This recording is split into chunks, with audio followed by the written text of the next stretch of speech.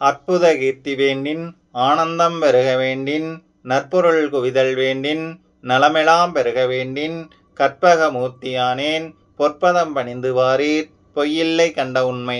அனைவருக்கும் வணக்கம். இது ஒரு ஜோதிடம் சம்பந்தமான ஒரு சேனல்.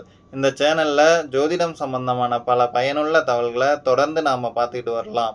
அந்த வகையில் உலகம் முழுவதும் ஜோதிடமானது விழிப்புணர்வு கொண்டு இருக்கிற இந்த காலகட்டத்தில் ஜோதிடம் நம்பிக்கையும் அறிவியலையும் சார்ந்த விஷயமாக தான் பார்க்கப்படுகிறது.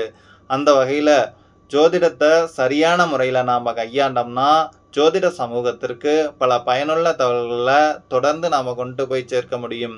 அந்த வகையில் திருவள்ளுவர் என்ன சொல்கிறாருன்னா, தகுதியான நல்ல கருத்துள்ள நூல்களை படிக்கணும்னும் அந்த அறநெறியின் கீழ் வாழணும்னும் அதை கொண்டு போய் நம்ம சந்ததியினருக்கு சேர்க்க முடியுங்கிறதையும், கற்க கசடர கற்பவை கற்றபின் நிற்க அதற்கு தக அப்படின்னு சொல்லியிருக்காரு. அந்த வகையில் விவேக சிந்தாமணி என்ன சொல்லுதுன்னா, நல்ல மெய்ஞான அறிவுடையவர்களோட கலந்து ஒன்றி நாம் படிக்கிறது ஒன்றும்னும் அறநெறியின் கீழ் ஆட்சி செய்கிற அரசன் கீழ் வாழ்றது ஒன்றும்னும் நல்ல மனைவியார் கூட கூடி கருத்தூன்றி ஒத்து வாழ்றது ஒன்றும்னும் அப்படி இந்த 3 விஷயங்களும் இந்த ஜென்மத்தில் சொர்க்கம் அப்படின்னு சொல்லி விவேக சிந்தாமணி சொல்லுது. நற்குணம் உடைய வேந்தை நயந்து சேவித்தலொன்று, பொற்புடை மகளிரோடு பொருந்தியே வாழ்தலொன்று, பற்பலரோடு நன்னூல் வாசித்தலொன்று, இவைகள் 3ம் இன்மையில் சொர்க்கமாமே அப்படின்னு விவேக சிந்தாமணி சொல்லுது.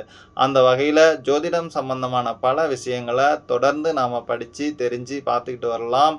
அந்த வகையில் ஏறுமையில் ஏறி விளையாடு முகம் ஒன்று, ஈசருடன் ஞானமொழி பேசு முகம் ஒன்று, கூறுமடி யார்கள் வினை தீர்க்கும் முகம் ஒன்று, குன்றுருவ வேல் வாங்கி நின்ற முகம் ஒன்று, மாறுபடும் சூரனை வதைத்த முகம் ஒன்று, வள்ளிய மனமுணர வந்த முகம் ஒன்று, ஆறுமுகம் ஆன பொருள் நீயருள வேண்டும், ஆதி அருணாசலம் அமர்ந்த பெருமாளே என்று முருகப்பெருமானை வணங்கி நமது நேயர்கள் கள்ளி போல் கலகலத்து அருகது போல் வேரூன்றி மூங்கில் போல் கிளைகிளைத்து முதியாமல் வாழ்ந்திருக்க வாழ்கவென வாழ்த்தி அமைகிறேன்.